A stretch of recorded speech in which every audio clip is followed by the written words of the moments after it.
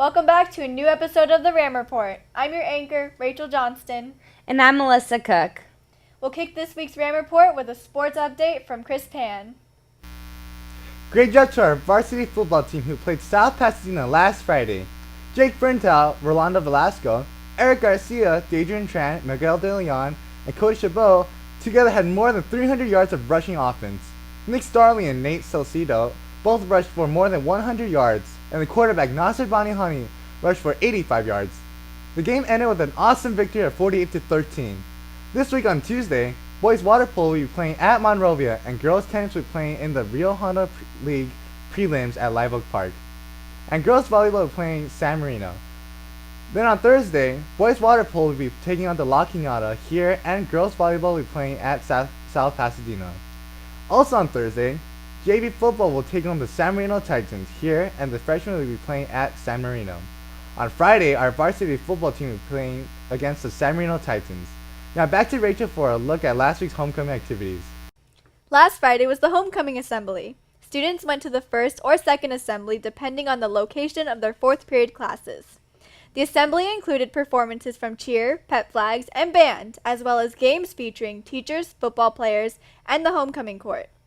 Games to pump up our spirit consisted of teachers playing football with our varsity football team while wearing inflated sumo wrestler costumes.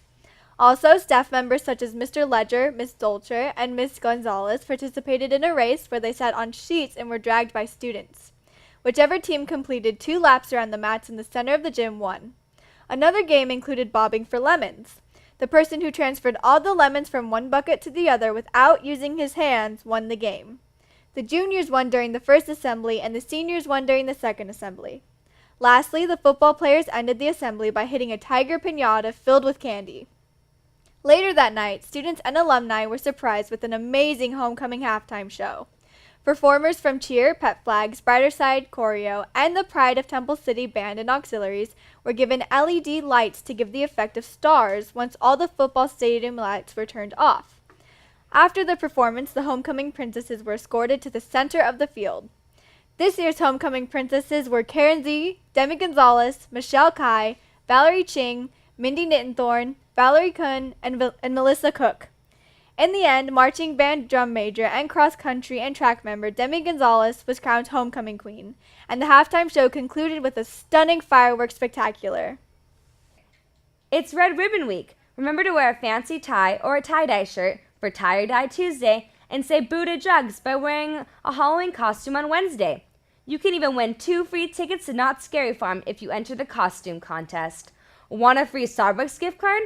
There will be a Where's Waldo contest all week.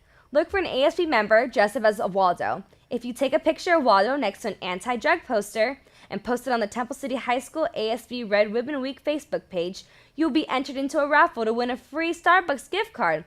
There will be a total of 3 winners. So throughout the week, make sure to get those phones out and take a picture.